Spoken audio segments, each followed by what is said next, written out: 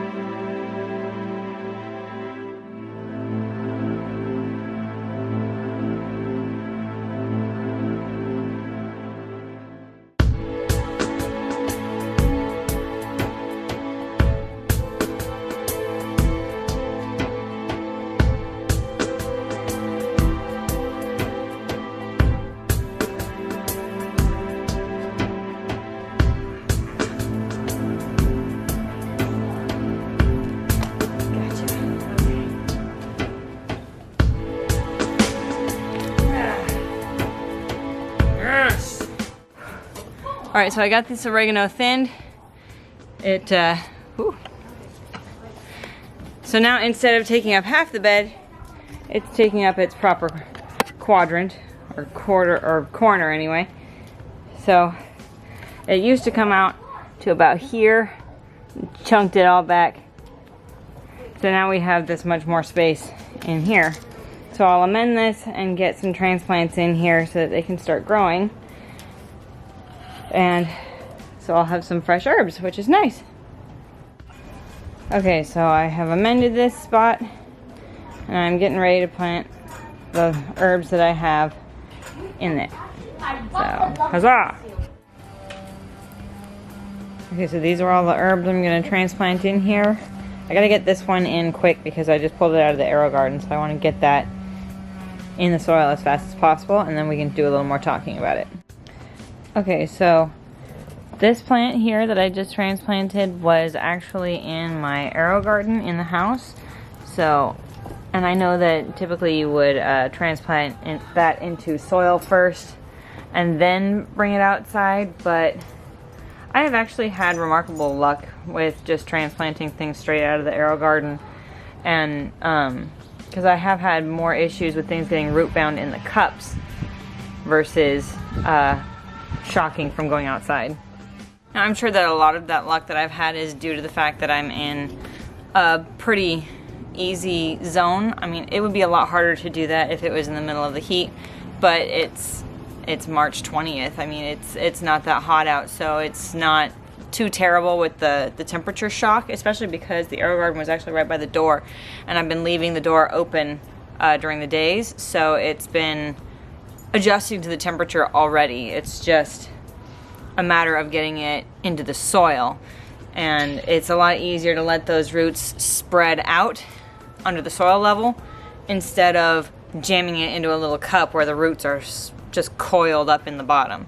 So it's going to just do a little better. And it is still a basil, so it is going to be dramatic for about a day or two, and then it should perk up. But the one that I just transplanted is a lemon basil. And we'll go over the other kinds of basils after we've moved them all in.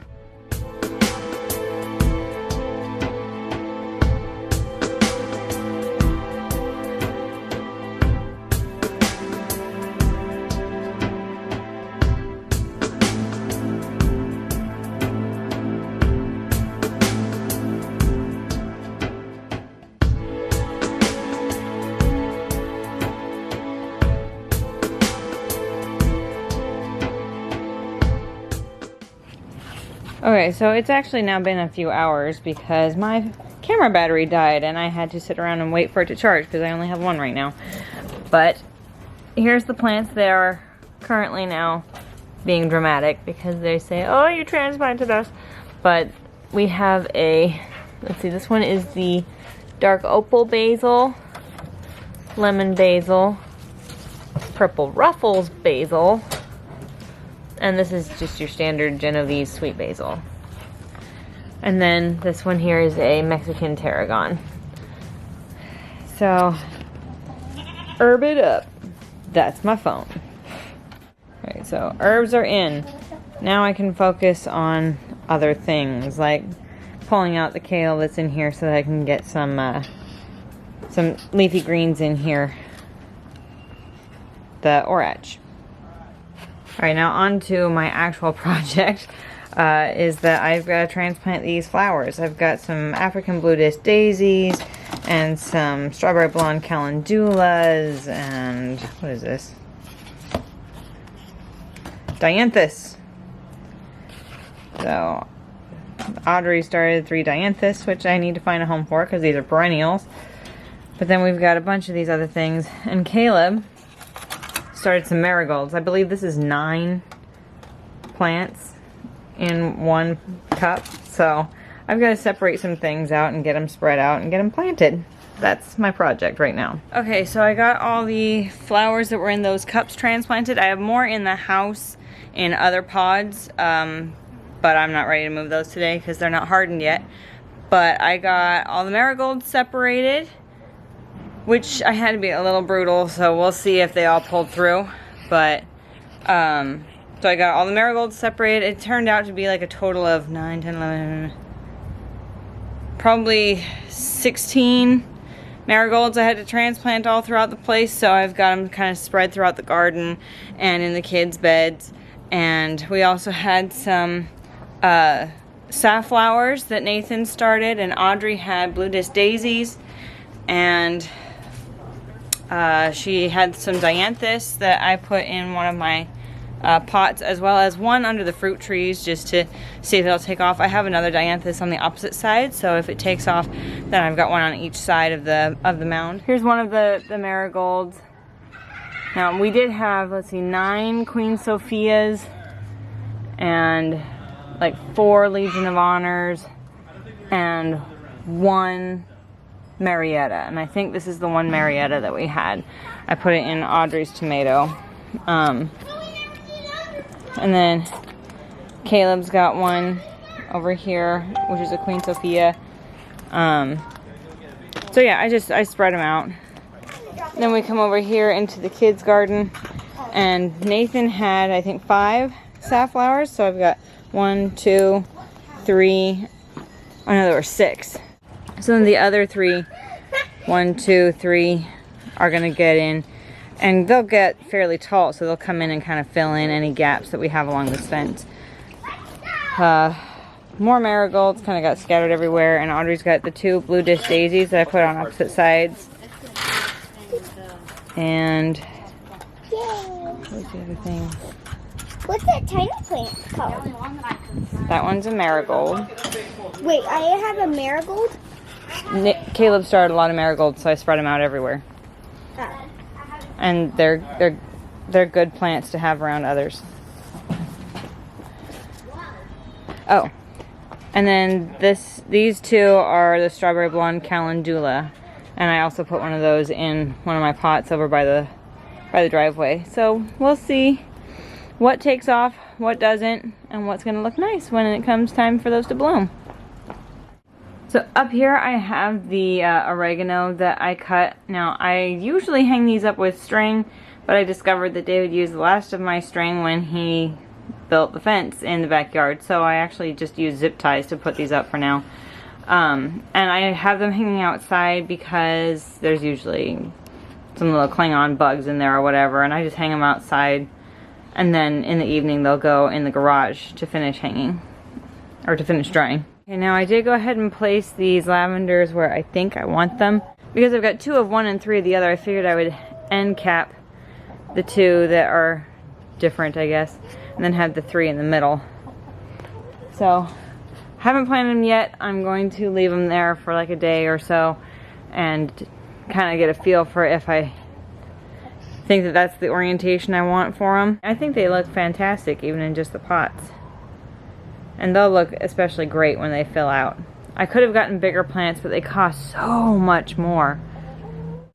So for these smaller plants, it costs like $7 each, whereas if I had gotten the bigger plants, granted I would have had bigger plants, but they were $20 each, so it's a lot more expensive for a plant that's not really that much bigger.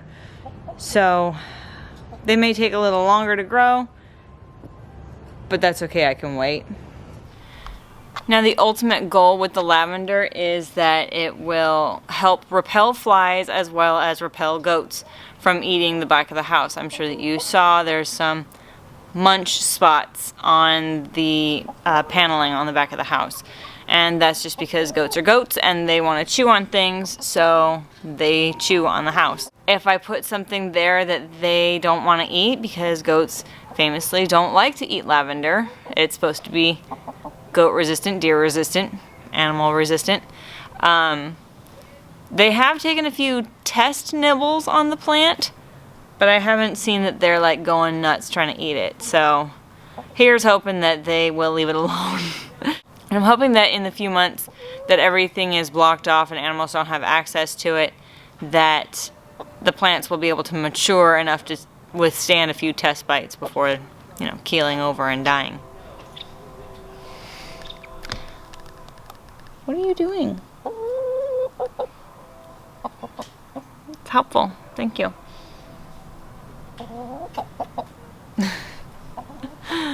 Life with chickens. Doesn't the bark look great back there? David did that when I was not home. I was at my sister's baby shower. And he said, well, yeah, we knocked it out and it looks great. And it really does. It looks fantastic, that little strip of path back there. I'm so excited. I can't wait to have all the pathways filled in. I'm not sure exactly what our timeline is on getting all the paths done, but I know that we have some more rain coming in and it doesn't really make sense to put that much work into it right before everything's going to get drenched.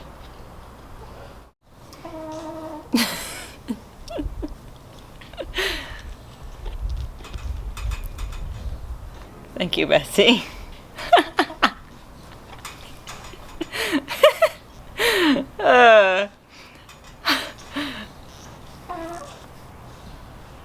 Apparently we have an itchy ear.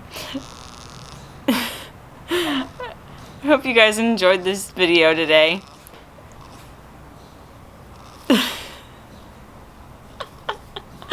Oh my gosh, this cracked me up. Okay. She's groaning into my ear, guys. Anyway, I hope you guys enjoyed this video today. Hope you guys are staying safe and staying healthy with this social distancing. Our thoughts and prayers are with you guys, and we can't wait to share more of our backyard adventures with you guys as we go.